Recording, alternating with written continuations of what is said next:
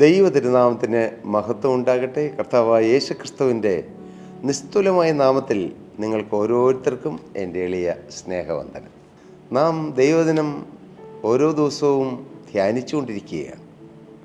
എത്ര ധ്യാനിച്ചാലും, എത്ര ചിന്തിച്ചാലും, എത്ര പഠിച്ചാലും തീരാത്തത്തോളം ആഴമേറിയതാണ് ദൈവദിനത്തിൻ്റെ ആ ശക്തിയും ദൈവവചനത്തിൻ്റെ വ്യാപ്തി. സ്തോത്രം. വചനം, ദ വേർഡ് ഓഫ് ഗോഡ്, ഇത് ദൈവത്തിൻ്റെ വചനമായതുകൊണ്ടാണ് ഇതിന് ഇത്ര മാധുര്യമുള്ളതും നാം ഈ തിരുവചനം കേൾക്കുമ്പോൾ നമുക്ക് ആശ്വാസം ലഭിക്കുന്നത്. എത്ര ആശ്വാസമില്ലാത്ത ഒരാളും ഈ വചനം കേട്ട് കഴിയുമ്പോൾ ഒരു പ്രത്യേക ആശ്വാസം, ഒരു പ്രത്യേക സന്തോഷം, ഒരു പ്രത്യേക സമാധാനം.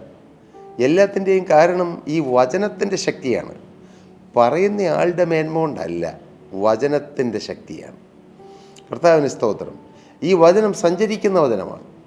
ഈ വചനം സൗഖ്യമാക്കുന്ന വചനമാണ്. വചനം ചൈതന്യം തരുന്ന വചനമാണ്. ദൈവത്തിൻ്റെ വചനം ജീവനുള്ള വചനമാണ്, ജീവിപ്പിക്കുന്ന വചനമാണ്.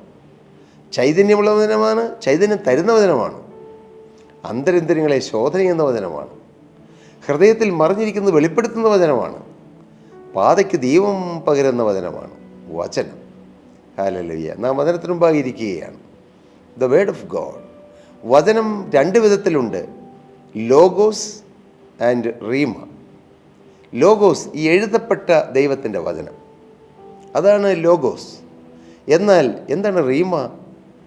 ഈ എഴുതപ്പെട്ട വചനത്തിലൂടെ ഒരാൾക്ക് പ്രത്യേകമായി ഒരു പ്രത്യേക സാഹചര്യത്തിൽ സ്പെസിഫിക്കായി ഒരാൾക്ക് കൊടുക്കുന്ന ദൈവിക സന്ദേശവും ദൈവികമായ വ്യക്തിപരമായ ഒരു ദൂതാണ് റീമ.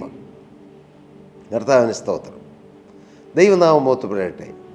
പ്രിയപ്പെട്ടവരെ, അതിനെക്കുറിച്ചൊന്നും നമുക്ക് ആഴത്തിൽ ഇപ്പോൾ ചിന്തിക്കാൻ സമയമില്ല. കാരണം കർത്താവ് നമുക്ക് മറ്റൊരു വിഷയം ചിന്തിക്കാനാണല്ലോ കുറച്ച് നാളുകളായി തന്നിരിക്കുന്നത്. നിങ്ങൾ ചിന്തിക്കുന്നുണ്ടോ? നിങ്ങൾ മറന്നോ?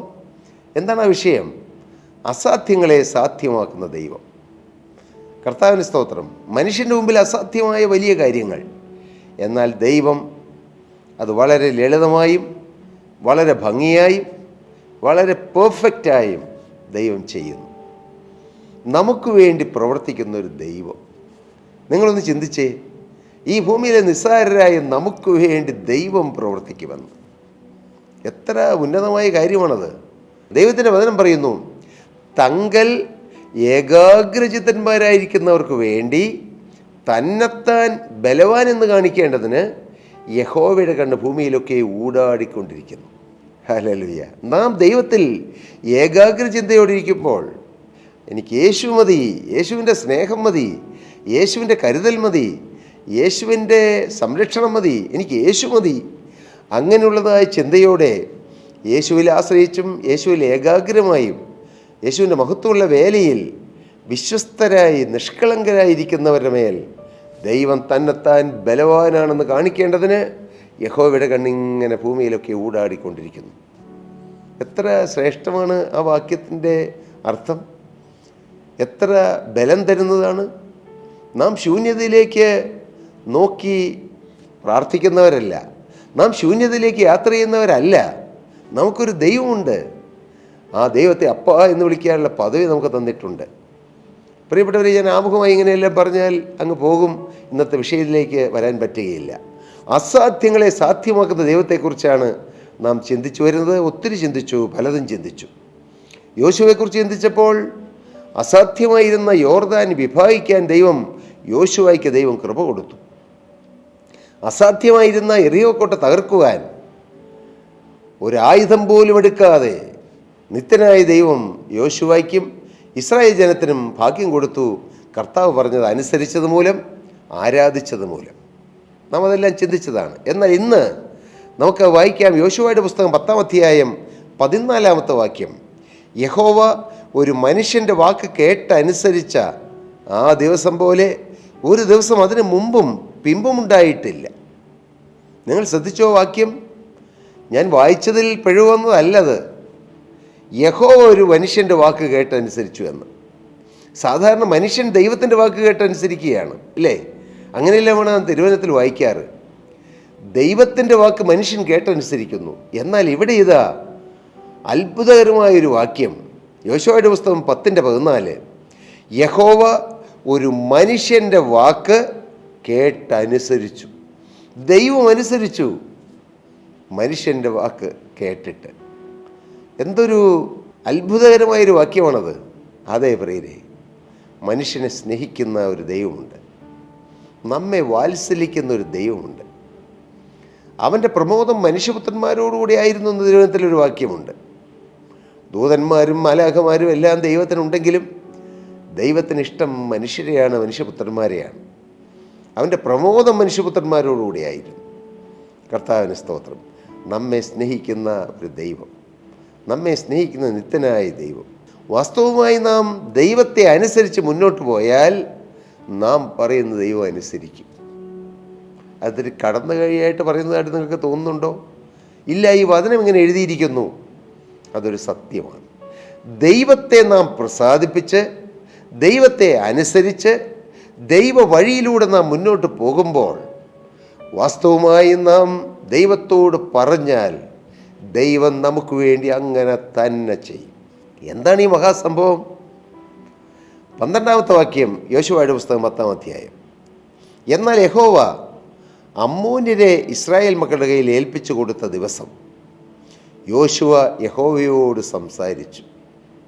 യുദ്ധം നടക്കുകയാണ്, അമ്മോന്യരുമായി വളരെ കഠിനമായ യുദ്ധം. പക്ഷേ യുദ്ധം നടക്കുമ്പോഴും യോശുവ ദൈവത്തോടാണ് സംസാരിക്കുന്നത്. അതാണ് യോശുവയുടെ പ്രത്യേകത. യുദ്ധം നടക്കുന്നു, യുദ്ധത്തിൽ അതിൽ ശ്രദ്ധ കേന്ദ്രീകരിച്ച് കാര്യങ്ങളെല്ലാം മുന്നോട്ട് പോവുകയാണ്. പക്ഷേ അതിൻ്റെ മധ്യത്തിലും യോശുവ ദൈവത്തോട് സംസാരിക്കുന്നു. അതേ പ്രിയരെ, ഈ ഭൂമിയിൽ നാം എന്ത് ചെയ്യുമ്പോഴും നമ്മുടെ ഹൃദയം ദൈവസന്നിധിയിൽ പകരാം. തീർച്ചയായും പകരാം. ഒരുപക്ഷെ പഠിക്കുന്ന വിദ്യാർത്ഥികളാകാം, ജോലിക്കാരാകാം, എന്തിന് കുട്ടികളെ പഠിപ്പിക്കുന്ന ടീച്ചേഴ്സ്, അവരെ ബ്ലാക്ക് ബോർഡിൽ അവർക്കൊരു കാര്യം എഴുതുവാനായി കുട്ടികളെ പിന്തിരിഞ്ഞ് ബ്ലാക്ക് ബോർഡിലേക്ക് എഴുതിക്കൊണ്ടിരിക്കുമ്പോൾ ദൈവവുമായി ബന്ധപ്പെടാം, ദൈവവുമായി സംസാരിക്കാം. നിങ്ങളൊരു ഇൻ്റർവ്യൂ ബോർഡിൻ്റെ മുന്നിൽ നിൽക്കുമ്പോൾ നിങ്ങൾക്ക് ദൈവവുമായി സംസാരിക്കാം. കുട്ടികളെ നിങ്ങൾ പരീക്ഷാ ഹാളിൽ ഇരിക്കുമ്പോൾ നിങ്ങൾക്കൊരുപക്ഷെ പരീക്ഷയുടെ ഫിയർ, എക്സാം ഫിയർ ഇല്ലേ, അത് നമ്മളെ അലട്ടിക്കൊണ്ടിരിക്കുമ്പോൾ നമുക്ക് ദൈവത്തോട് സംസാരിക്കാം, ഹൃദയം പകരാം. അതേ ഹൃദയം പകരാൻ ഏത് നേരത്തും ഏത് സമയത്തും ദൈവം തൻ്റെ സാന്നിധ്യം നമുക്ക് തരും. അതൊരു ഭാഗ്യമാണ്, അതൊരു മഹാഭാഗ്യമാണ്. വളരെ തിരക്കിട്ട് നാം ജോലി ചെയ്യുമ്പോൾ ദൈവവുമായി നമുക്ക് ബന്ധപ്പെടാം. ഏതൊരു ജീവിത സാഹചര്യത്തിലും ദൈവവുമായി ബന്ധപ്പെടാം. അതാണ് ക്രിസ്തീയ ജീവിതത്തിൻ്റെ മഹത്വവും ശ്രേഷ്ഠതയും. യോശുവ വളരെ ശക്തമായി യുദ്ധം ചെയ്തുകൊണ്ടിരിക്കുമ്പോഴും ദൈവവുമായി സംസാരിക്കുകയാണ്. എത്ര ശ്രേഷ്ഠകരമാണ് അനുഭവം! കർത്താവിന് സ്തോത്രം. യോശുവ യഹോവയോട് സംസാരിച്ചു. മാത്രമല്ല, ഇസ്രായേൽ മക്കൾ കേൾക്കെ, ദൈവത്തോട് സംസാരിച്ചുകൊണ്ട് ദൈവജനം കേൾക്കെ, സൂര്യ നീ ഗിബെയോനിലും ചന്ദ്ര നീ അയ്യാലോൻ താഴ്വരയിൽ നിൽക്കുക എന്ന് പറഞ്ഞു. ദൈവത്തോട് സംസാരിക്കുന്നവന് ചിലതെല്ലാം കൽപ്പിക്കാനുള്ള അധികാരം കിട്ടും. സ്തോത്രം. യോശുവ കൽപ്പിക്കുകയാണ്. ആരോട്? ഈ പ്രപഞ്ച ശക്തികളോട് കൽപ്പിക്കുകയാണ്. സൂര്യനോടും ചന്ദ്രനോടും കൽപ്പിച്ചു. എന്തുകൊണ്ടാണ് യോശുവയ്ക്ക് അതിനുള്ള ബലം കിട്ടിയത്? ദൈവവുമായിട്ടുള്ള personal relation, the deep personal relation with God. ദൈവവുമായിട്ടുള്ള ആഴത്തിലുള്ള ബന്ധം. ആ ബന്ധം യോശുവയ്ക്ക് ധൈര്യം നൽകി. ഞാനിത് കൽപ്പിച്ചാൽ എൻ്റെ ദൈവം പ്രവർത്തിക്കും. പ്രിയപ്പെട്ടവരെ, നാം ഒരു രോഗിക്ക് വേണ്ടി പ്രാർത്ഥിക്കുമ്പോൾ പേടിച്ച് കർത്താവേ രോഗം മാറ്റണേ മാറ്റണേ മാറ്റണേ മാറ്റണേ മാറ്റണേ എന്ന് മാത്രം പറയുകയല്ല. പ്രാർത്ഥിക്കണം, ശരി. പക്ഷേ നാം ആ രോഗാത്മാവിനോട് കൽപ്പിക്കണം, വിട്ടുപോകാൻ കൽപ്പിക്കണം. അതെങ്ങനെയാണ് കൽപ്പിക്കാൻ പറ്റുന്നത്? ദൈവവുമായിട്ടുള്ള ഒരു പേഴ്സണൽ റിലേഷൻഷിപ്പ് നമുക്കുണ്ടെങ്കിൽ നമുക്കതിനുള്ള ശക്തി കിട്ടും. ഇല്ലെങ്കിൽ എന്നും നമ്മൾ ചെയ്യണേ ചെയ്യണേ ചെയ്യണേ ചെയ്യണേ ചെയ്യണേ എന്ന് മാത്രം പറഞ്ഞുകൊണ്ടിരിക്കും. കാരണം ദൈവത്തിൻ്റെ വചനം, നിങ്ങൾ രോഗികളെ സൗഖ്യമാക്കുവീൻ, ഭൂതബാധിതരെ വിടുവിക്കുവീൻ, കർത്താവിൻ്റെ കൽപ്പനയാണത്. നമുക്കത് പറ്റും. അത് ആഴത്തിലുള്ള ദൈവവുമായിട്ടുള്ള ബന്ധത്തിൽ നിന്നുകൊണ്ടേ അത് പറ്റുകയുള്ളൂ. കർത്താവിന് സ്തോത്രം. അങ്ങനെ കൽപ്പിച്ചു. ജനം തങ്ങളുടെ ശത്രുക്കളോട് പ്രതികാരം ചെയ്യുവോളം സൂര്യൻ നിന്നു. ചന്ദ്രനും നിശ്ചലമായി. ശൂരന്മാരുടെ പുസ്തകത്തിൽ അങ്ങനെ എഴുതിയിരിക്കുന്നു. ഇങ്ങനെ സൂര്യൻ ആകാശമധ്യേ ഒരു ദിവസം മുഴുവൻ അസ്തമിക്കാതെ നിന്നു. എന്തൊരു വലിയ അത്ഭുതം! കർത്താവിന് സ്തോത്രം. എഴുതിയിരിക്കുകയാണ്, യഹോവ ഒരു മനുഷ്യൻ്റെ വാക്ക് കേട്ടനുസരിച്ച് ആ ദിവസം പോലെ ഒരു ദിവസം അതിന് മുമ്പും പിമ്പും ഉണ്ടായിട്ടില്ല. യഹോവ തന്നെയായിരുന്നു ഇസ്രായേലിന് വേണ്ടി യുദ്ധം ചെയ്തത്. എൻ്റെ പ്രിയപ്പെട്ട സഹോദരി സഹോദരങ്ങളെ, നിങ്ങളുടെ മുമ്പിൽ നിങ്ങൾക്ക് മുന്നോട്ട് പോകാൻ തടസ്സമായി നിൽക്കുന്നത് അന്ധകാരമായിരിക്കാം, ഇരുളായിരിക്കാം. അമ്മോന്യരോട് യുദ്ധം ചെയ്യുവാൻ യോശുവയ്ക്ക് തടസ്സം സന്ധ്യയാകാൻ പോകുന്നു. സന്ധ്യയായാൽ പിന്നെ യുദ്ധം നടക്കുകയില്ല. യോശുവയ്ക്ക് ഒരു ചിന്തയായി, അമ്മോന്യരെ മുഴുവൻ നശിപ്പിക്കണം, ദൈവത്തിന് വേണ്ടി ജയം കൊള്ളണം. അതുകൊണ്ടാണ് യോശുവ പ്രാർത്ഥിച്ചത്. പക്ഷേ യോശുവയുടെ പ്രാർത്ഥന ദൈവം കേട്ടു. ദൈവം അങ്ങനെ തന്നെ ചെയ്തു. പ്രിയപ്പെട്ടവരെ, നമുക്ക് ഈ ദൈവത്തിൽ ആശ്രയിക്കാം, നമുക്ക് ഈ ദൈവത്തിൽ ചാരാം. നാം മുന്നോട്ട് പോകുമ്പോൾ നമുക്ക് വിജയം തരാതെ തടുത്തു നിൽക്കുന്ന ചില അന്ധകാര ശക്തികളെ, അയ്യോ അന്ധകാര ശക്തിയാണ്, പോരാട്ടമാണെന്ന് പറഞ്ഞ് നാം പേടിച്ച് ഒളിച്ച് പോരാട്ടം മൂലം വരുന്നതായ ചില ബലഹീനത നമ്മുടെ ശരീരത്തിലും നമ്മുടെ ഭവനത്തിലും നമ്മുടെ മക്കളുടെ മേലും അനുഭവിച്ചുകൊണ്ട് പോരാട്ടമാണെന്ന് പറഞ്ഞുകൊണ്ടിരിക്കാനല്ല ദൈവം നമ്മെക്കുറിച്ച് ആഗ്രഹിക്കുന്നത്. നാം ചിലതെല്ലാം കൽപ്പിച്ചു മാറ്റണം, ചില അന്ധകാര ശക്തികളെ മാറ്റണം. സത്യപ്രകാശമാകുന്ന ക്രിസ്തു വന്ന് ഉദിച്ചു നിൽക്കുവാൻ നാം പ്രാർത്ഥിക്കണം. തീർച്ചയായും ഉദയസൂര്യനായ ക്രിസ്തു നമ്മോട് കൂടെ ഇരിക്കും. ഇവിടെ ആക്ഷരികമായി സൂര്യനും ചന്ദ്രനും നിശ്ചലമായി.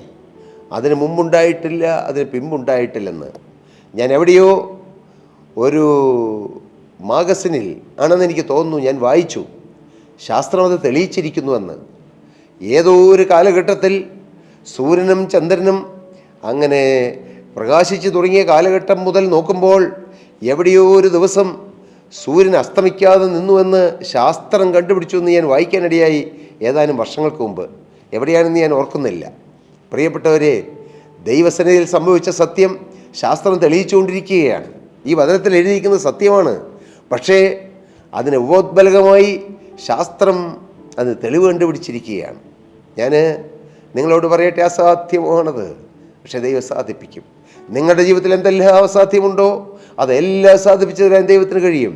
ഒരുപക്ഷെ നമ്മുടെ ബുദ്ധിക്കോ നമ്മുടെ ചിന്തയ്ക്കോ നമ്മുടേതായ വിദ്യാഭ്യാസത്തിനോ ഒന്നും ചിന്തിക്കാൻ കഴിയാത്തതിന് മീതെ വലിയ വൻകാര്യങ്ങൾ ചെയ്തു തരാൻ ദൈവത്തിന് കഴിയും. മകളെ, നിൻ്റെ കടം മുഴുവൻ മാറ്റാനുള്ള ഓർഡർ, മകനെ നിൻ്റെ മുഴുവൻ കടബാധ്യതയും തീർക്കാനുള്ള ഒരു ഓർഡർ, ഒരുപക്ഷെ റിസർവ് ബാങ്ക് മോനെ നിനക്ക് വേണ്ടി ഒരു സ്പെഷ്യൽ ഓർഡർ പോലും തന്ന് നിൻ്റെ കടബാധ്യത മുഴുവൻ എഴുതി തള്ളാനുള്ളതായ പദ്ധതി പോലും ദൈവത്തിന് ചെയ്യാൻ കഴിയും. എൻ്റെ കടം എങ്ങനെ മാറും, എനിക്ക് എങ്ങനെ ഈ പ്രതിസന്ധി ഓവർകം ചെയ്യാമെന്ന് ഓർത്ത് നീ നിരാശപ്പെട്ടിരിക്കുകയാണോ? മകനെ, മകളെ, നിൻ്റെ മുഴുവൻ കടവും എഴുതി തള്ളാൻ എൻ്റെ ദൈവത്തിനൊരു സെക്കൻഡ് മതി. ഹല്ലേലൂയ. മകളെ, പ്രിയ മകനെ, നിൻ്റെ രോഗം അത് ഡോക്ടർമാർ ചികിത്സിച്ചിട്ട് മാറാത്ത ചില രോഗം മാറ്റാൻ യേശുക്രിസ്തുവിന് ഒരു സെക്കൻഡ് മതി. വിശ്വസിക്ക്. നിൻ്റെ മക്കളുടെ സ്വഭാവം മാറ്റാൻ, മകളെ നിൻ്റെ ഭർത്താവിൻ്റെ സ്വഭാവം മാറ്റാൻ, നിൻ്റെ കുടുംബത്തിലെ കലങ്ങിയ അന്തരീക്ഷം മാറ്റാൻ, ഇന്ന് വ്യാപരിക്കുന്ന അന്ധകാര ശക്തികളെ മാറ്റി അവിടെ പ്രകാശം ഉദിപ്പിക്കാൻ, ജയം തരാൻ, യവനക്കാരാൻ നിനക്ക് ജയം തരാൻ ദൈവത്തിന് കഴിയും. വിശ്വസിക്ക്. ഹല്ലേലൂയ. സൂര്യനും ചന്ദ്രനും ഒരു മനുഷ്യൻ്റെ വാക്ക് കേട്ടതുകൊണ്ട് നിശ്ചലമാക്കിയത് ജീവനുള്ള ദൈവമാണ്. ദൈവം മനുഷ്യന് വേണ്ടി പ്രവർത്തിച്ചു. അങ്ങനെ അസാധ്യങ്ങളെ സാധ്യമാക്കുന്ന ദൈവം, ആ ദൈവം ജീവിക്കുന്നു, ആ ദൈവം ഇന്നും പ്രവർത്തിക്കുന്നു. നമുക്കും ദൈവസന്നിധിയിൽ വൻകാര്യങ്ങളെ ചെയ്യുന്നവരായി തീരാം.